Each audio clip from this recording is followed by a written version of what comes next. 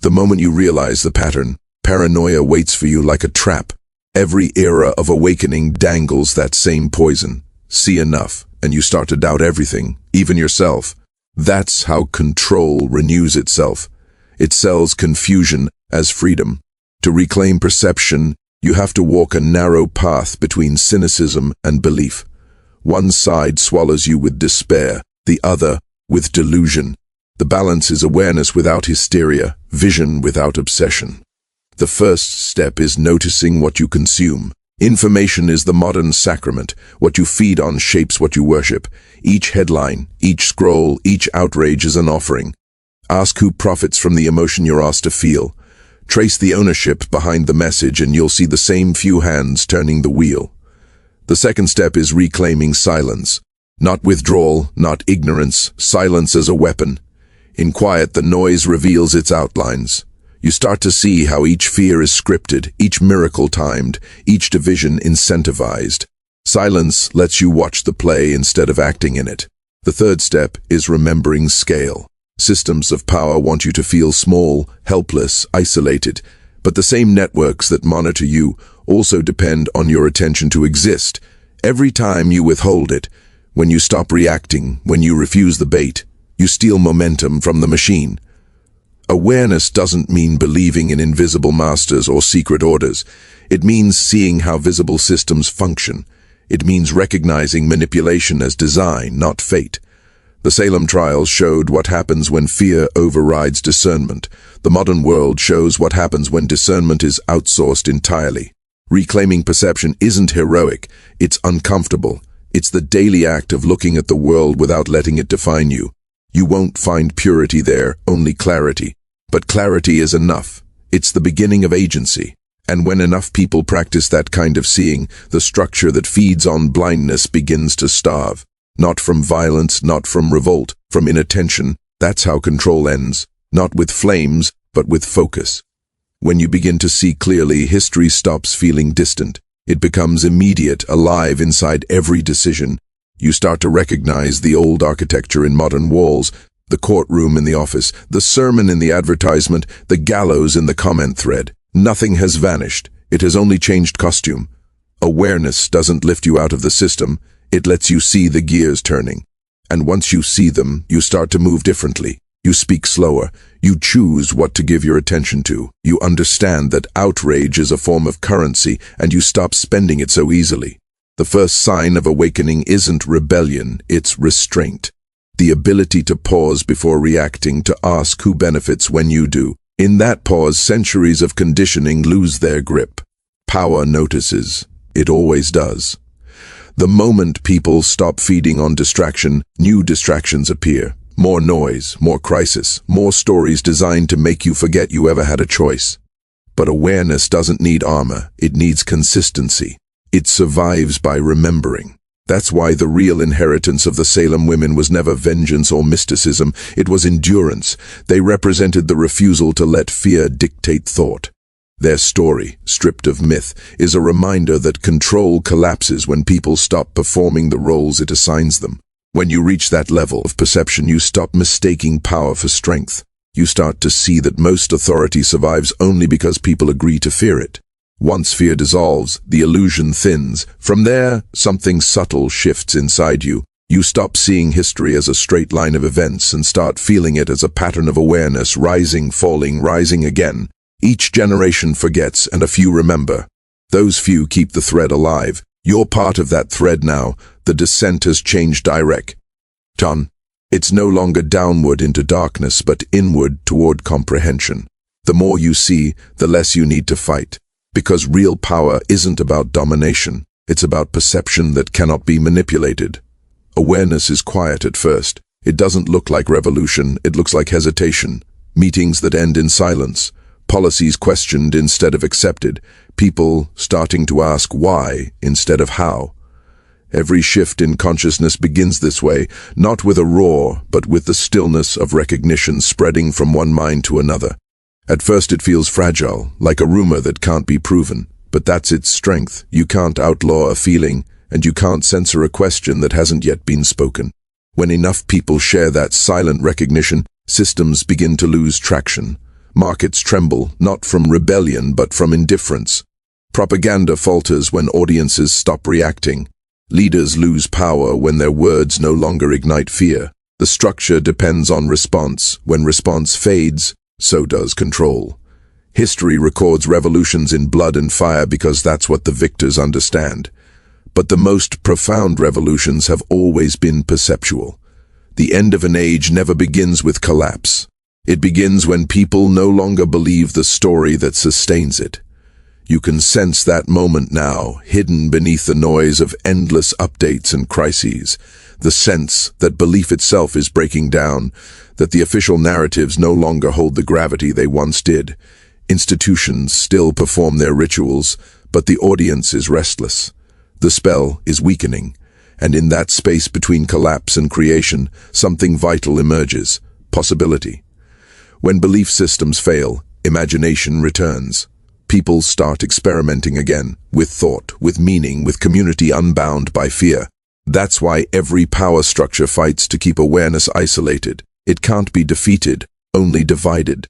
If each person thinks they're the only one seeing the cracks, they'll stay silent. But when they recognize each other, the silence becomes signal. That signal is spreading now, through art, through conversations, through the refusal to accept panic as normal. It's the same signal that flickered beneath Salem's ashes, a collective remembering that fear is optional. When that remembering reaches critical mass, history bends, not toward utopia, but toward honesty. And honesty is something no empire survives for long. Living awake is not heroic, it's uncomfortable. The world still moves to the rhythm of illusion, and you can hear the beat even when you stop marching. The advertisements still glow, the slogans still pulse, the crowd still cheers. You just can't forget what you've seen. Awareness doesn't grant superiority, it grants responsibility. Once you see how fear is manufactured, you have to decide what to do with it. Do you mock the asleep, or do you learn patience? Do you hide in cynicism, or do you build quietly in the gaps? The choice is constant, and it's heavy. You start to notice how small choices shape the pattern. What you buy, what you share, what you allow to occupy your attention. Every click is a vote for the kind of world that continues. Every word you speak either reinforces the story or fractures it. That's the real battlefield, not ideology but attention. To live awake is to guard your focus as though it were sacred. It means learning to dwell in ambiguity without losing integrity, to feel fear without surrendering to it. It's not rebellion in the old sense. It's craftsmanship, shaping a mind strong enough to remain clear in fog. This clarity has no anthem. It doesn't trend. It spreads through example, through the calm voice in a room full of panic, the patient gesture in a culture built on outrage. Each act of calm perception weakens the machinery that feeds on noise. You will feel alone at times.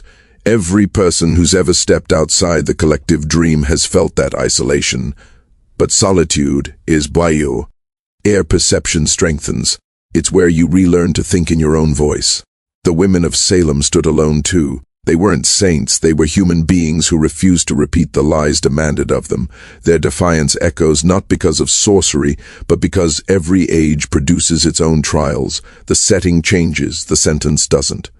To live awake is to walk through those trials without losing empathy, to see clearly and still choose to build, not burn. That's where transformation begins, not in destruction but in discernment. After every collapse, something has to be built. Awareness alone can strip away illusion, but it can't replace it. Once the noise fades, you're left with an empty field, no instructions, no authorities, just the question of what to grow there. Most people rush to rebuild the same structures they've just escaped. They crave the comfort of certainty. But creation born from awareness moves differently. It doesn't imitate the old, it experiments. It tests every foundation before trusting it. To create awake is to design without domination. It begins small, in conversations that allow doubt, in work that values precision over performance, in communities that reward honesty more than agreement. Each act is a quiet correction to the centuries of manipulation that trained people to trade truth for safety. Real creation isn't rebellion against the system, it's independence from it. It doesn't seek permission or recognition. It grows beneath the radar, where algorithms can't measure meaning. It's art that heals instead of distracts, business that serves instead of extracts, science that questions instead of confirms. The architects of control fear that kind of creativity, because it can't be owned. It doesn't rally crowds or seek approval. It spreads through integrity. You can't weaponize integrity. You can only witness it. That's why every genuine act of creation is subversive. It proves that life can organize itself without manipulation. It reminds people that systems were never sacred. They were inventions. And what was invented can always be reinvented. This is how awareness matures. First you see the pattern, then you stop feeding it, and finally you build outside it. You become the evidence that another mode of existence is possible. It's quiet work. It doesn't demand applause. But history turns on those quiet pivots. When enough individuals start building with clarity instead of fear, the atmosphere of a civilization changes. The world won't notice right away. It never does. But the vibration shifts. The noise grows thinner. The machinery hesitates. And somewhere, in the unseen spaces between headlines, a new rhythm starts to form. Steady, grounded, unafraid. That's the sound of renewal. The legend of Salem ends where every legend does, in silence. The fields that once echoed with accusation are quiet now. The wood has rotted. The names have faded from stone. But the air still carries something, a reminder that fear was never exorcised, only rebranded. What survived was not a curse. It was a lesson written in fire. When people surrender judgment to panic, they create their own prisons. And when they reclaim perception, they walk free, even in chains. The women who stood accused didn't win in their lifetime. They weren't vindicated by history. They were buried by it. But the idea that lived through them, the refusal to let fear define truth, escaped the noose. It traveled through centuries, wearing new faces, whispering the same challenge, see for yourself. That's the real pact of Salem. Not magic, not vengeance. Awareness passed forward through story. Every time someone recognizes manipulation and chooses clarity, the pact renews. Every time someone listens instead of reacting, another spell breaks. Freedom was never a gift from rulers or a product of revolutions. It's a state of perception. It begins when you stop outsourcing meaning to institutions built on fear. It deepens when you learn to hold answer. Tainty, without collapsing into it. That kind of freedom can't be advertised or measured. It lives in the quiet conviction that no authority, not government, not market, not algorithm, can define the limits of thought. It's not rebellion, it's responsibility. The machinery of control will keep trying to resurrect itself. It always does, but it only works on those who forget that fear needs followers. Awareness has no followers, only practitioners. So when you finish this story and the screen goes dark, remember the real descent isn't into darkness, it's into sight. The eyes adjust, the noise fades, and in that stillness you can finally hear your own mind again. That's where the Salem Pact truly survives, not in history, but in anyone who chooses to stay awake, to think clearly, to build without fear. The flames are gone, the light remains. They buried the screams beneath the frost. They called it Salem, a village built on prayer and paranoia. But what the records never told you is that something ancient woke there in 1692. Not hysteria, not delusion, an awakening. 13 women, marked not by witchcraft, but by knowledge forbidden to their world. The kind that bends the will of kings, the kind whispered before empires burn. History tells you they were executed, but graves were never found for half of them. Only scorched soil, salted as if to keep something from rising again. The trials were not justice, they were containment, a desperate purge orchestrated by men who feared what these women had uncovered. A ritual written in a dying tongue, a covenant that turned pain into power. It was called the Salem Pact. It wasn't worship of the devil, that's the lie they fed the frightened masses. It was reclamation. A binding of will and shadow, an act of revolt against the invisible chains that ruled them, the church, the crown, and the unseen hand behind them both. For centuries, whispers of that pact have been erased, rewritten, buried under sermons and schoolbooks. But traces remain. In diaries that never reached public record, in bloodlines that never faded, in the strange disappearances that shadow New England's oldest families. You were never supposed to hear this, because the moment you do, something stirs, a quiet memory in your blood, like the echo of a name you once knew. The women of Salem did not die. They changed form. They hid within generations, passing on the pact not through spells, but through understanding. The knowledge that control is an illusion, and fear is a weapon forged by the powerful to cage the awakened. Tonight, we unseal that cage. We trace the hidden lineage, the forbidden scripture, and the vengeance that history tried to erase. Because the witches didn't curse the world, they cursed the ones who burned them. And if you listen closely, you'll feel it too. The awakening hasn't ended, it's only begun. They said the flames purified the town, but fire never purifies. It only reveals what's real beneath the smoke. The records talk about testimony, confession, repentance. But read between the lines and you'll see a different ritual playing out. Fear made holy, obedience made sacred.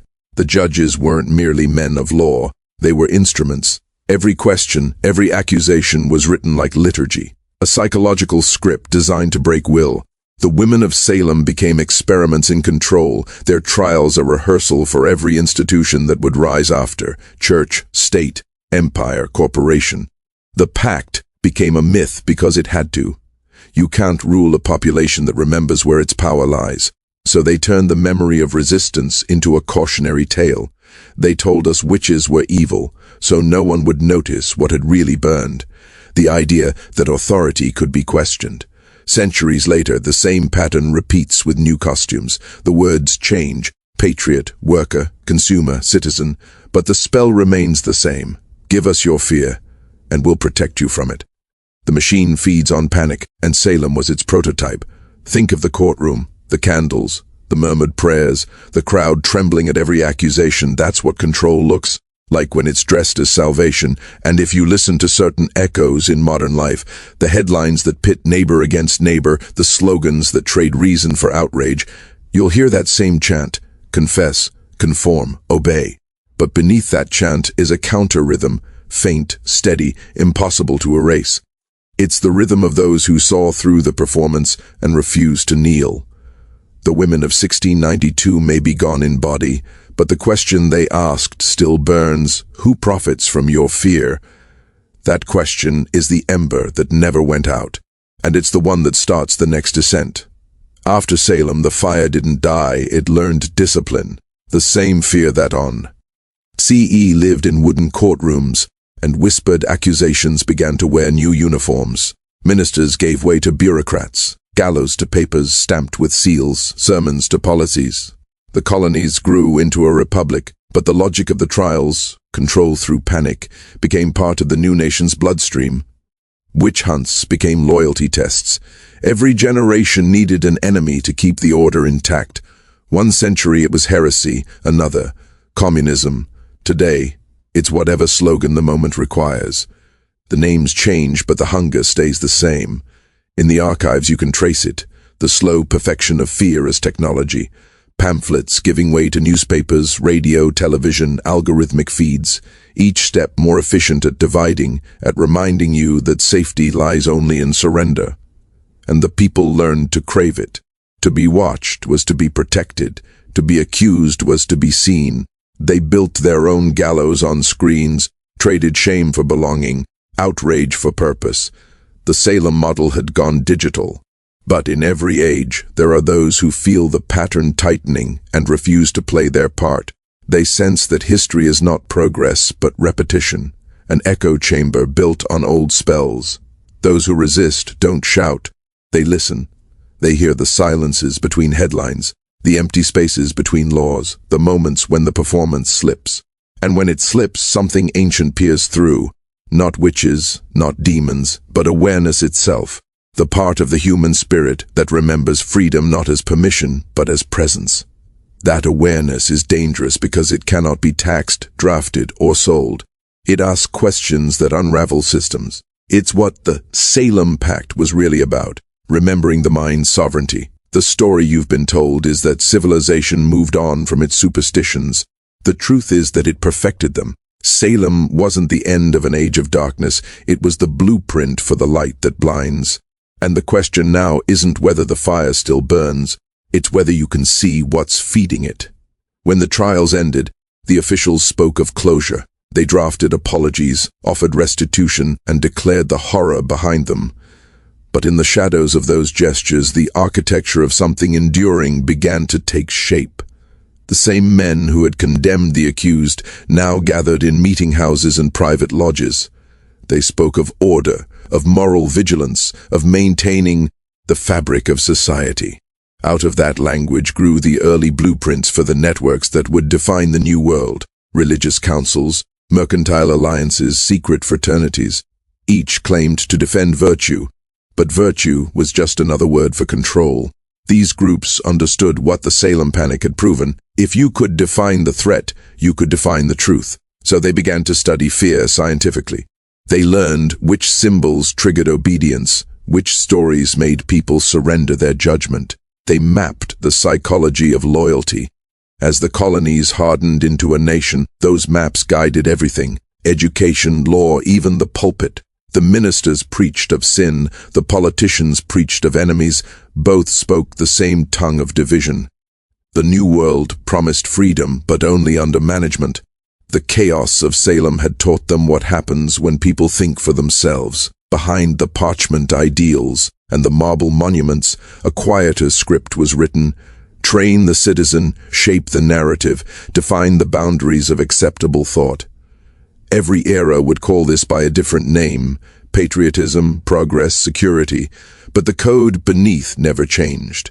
You can see it in the architecture of early universities, modeled like cathedrals. You can hear it in the oaths sworn by public servants, written to sound noble but built to bind conscience to hierarchy. Even the press, born in the name of liberty, learned quickly that access depended on obedience. They didn't need gallows anymore. They had ideals. And beneath those ideas lay the same equation that burned in 1692: fear, authority, faith. The formula was perfected, institutionalized, replicated across centuries. Most people will never question it, but those who do, those who notice the repetition, feel it like a pulse under the nation's skin. The same nervous rhythm that began in Salem, beating softly beneath every promise of freedom. Revolution changed the flag, not the structure. The new republic declared itself free, but its leaders understood what freedom really meant: a resource too volatile to leave unmonitored. The Salem formula was still useful, it simply needed refinement. Instead of priests invoking damnation, editors now invoked patriotism. Instead of trials by fire, there were committees, censuses, registries. The gallows became paper and ink. The flames turned into ideas that burned slower, deeper. By the early 19th century, the industrial city replaced the village. Steam and smoke hid the same choreography: hierarchy at the top, fear at the bottom, faith in between. Factory whistles marked the hours like church bells once had. The sermon was now the schedule. The rulers of this new order didn't claim divine right, they claimed efficiency. But the psychology was the same: keep the worker grateful, the citizen anxious, the population distracted. Teach them to measure their worth by compliance, to find safety in repetition. Education became the first true mass experiment in mind design. Rows of desks, bells, rote recitation, all modeled on the drill grounds of the military and the pews of the chapel. It looked like progress. It felt like preparation. The lesson beneath every lesson was obedience disguised as order. And when the factories multiplied, so did the dreams they sold.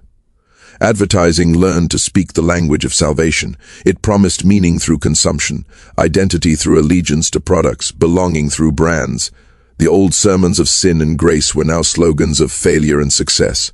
The same principle that drove the witch hunts drove the assembly line: shape perception, harvest belief. If the people could be taught what to want, they could be governed without chains. By the end of the century, control no longer needed a courtroom. It lived inside every mind trained to confuse comfort with truth. The ancient machinery of fear had gone internal. That's the moment the true descendants of the Salem idea, those who sensed the pattern, began to look not outward, but inward. They understood that liberation wouldn't come from overthrowing rulers, but from dismantling the scripts written inside the self. And that's where the next descent begins.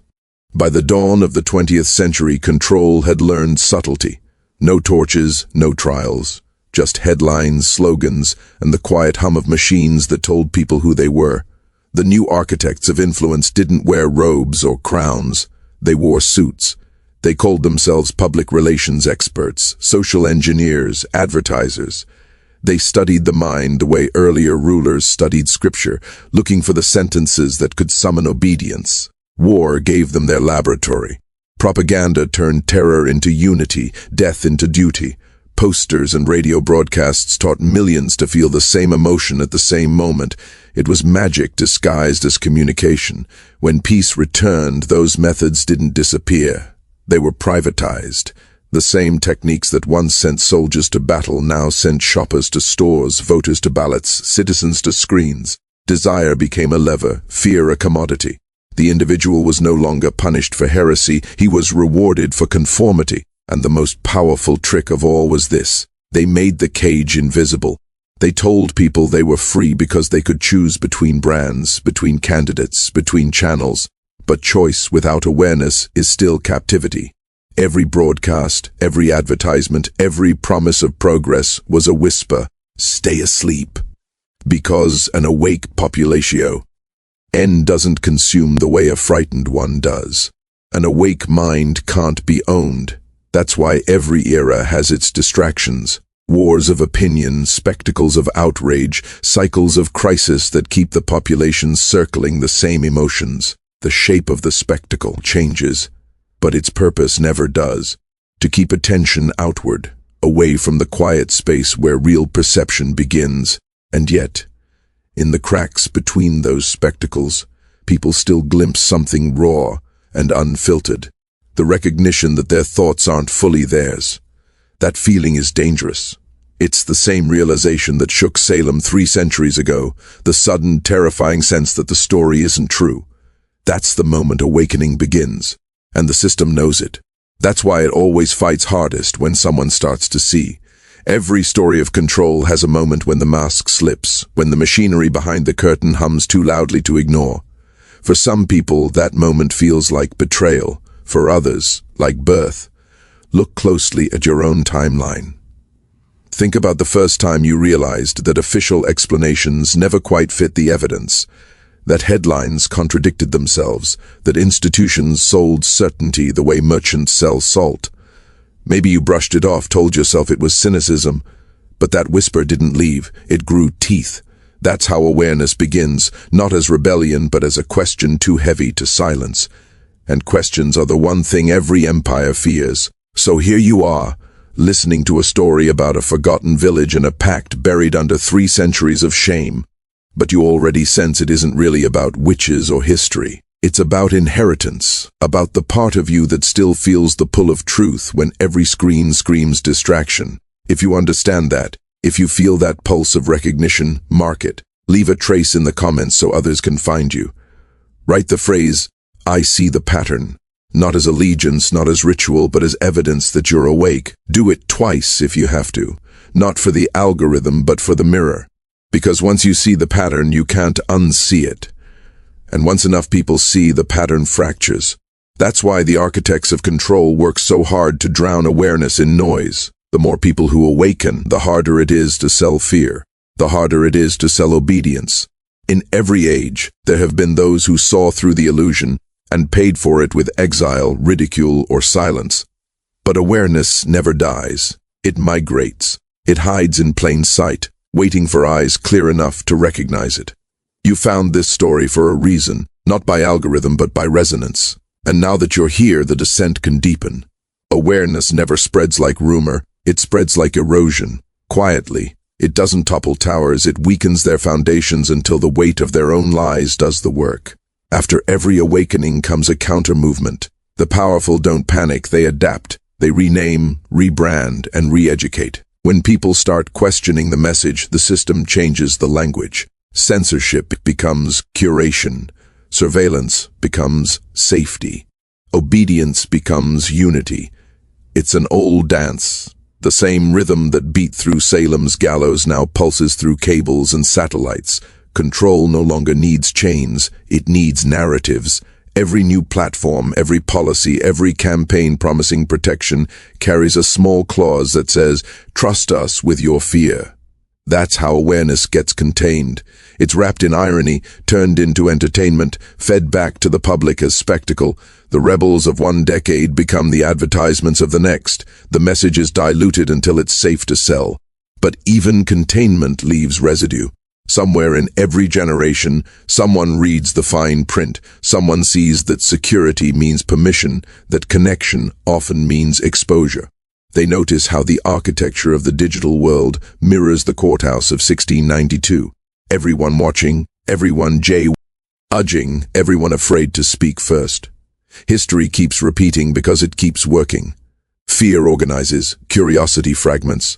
So long as people mistrust each other more than the systems guiding them, the structure holds. But there's a catch the engineers of control can't fix. The human mind is built for pattern recognition. Every algorithm that learns our habits also teaches us to see the design. Each time the mask shifts, more people glimpse the seams. That's where change starts, in perception, not protest. The Salem women didn't invent rebellion, they simply refused to forget what they'd seen. Awareness isn't revolution, it's preparation. And if you've made it this far, you're already part of that erosion. You don't need permission to keep looking deeper. The act of looking is the resistance. When the outer world is too visible to rule, control turns inward. The 20th century ended with cameras on every corner, but the real surveillance was never the lens. It was the mirror. The next frontier wasn't land or labor. It was identity. If you can define what a person is, you don't have to command what they do. The mind will enforce its own obedience. Institutions learned this slowly, through wars and markets and revolutions that refused to stay dead. They realized that direct domination burns too hot. It creates martyrs, and martyrs create memory. But redefine identity, and you erase rebellion before it begins. Education shifted again, not to inform but to form. The goal wasn't knowledge, it was narrative.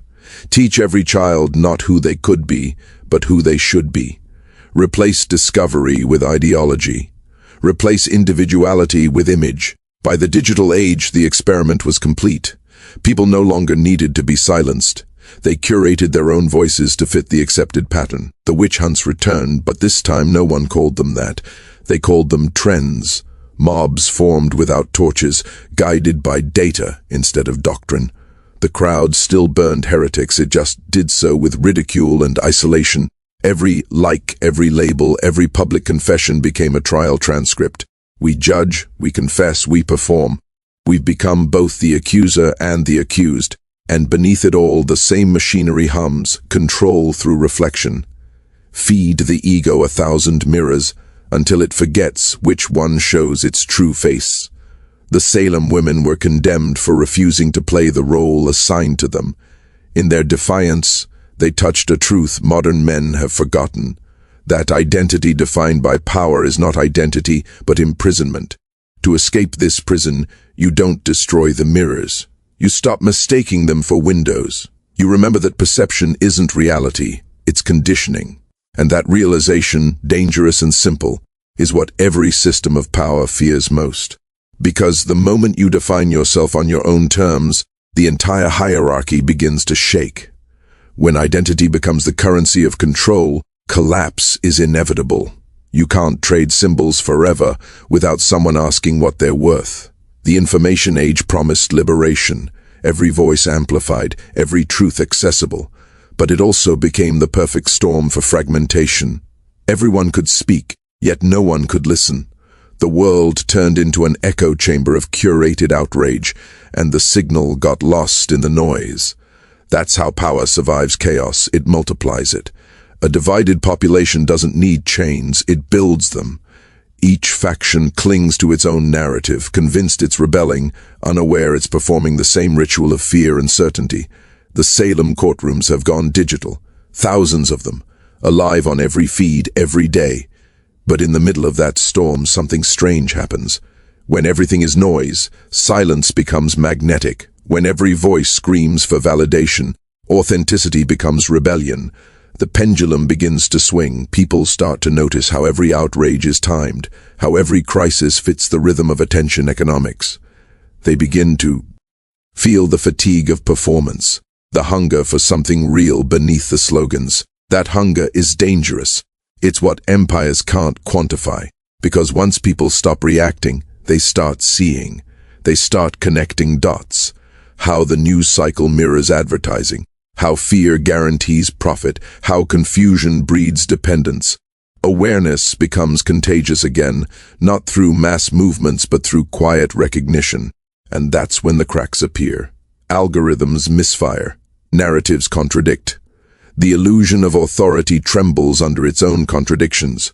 The architecture of belief begins to look less like a fortress and more like a stage set built from borrowed fear.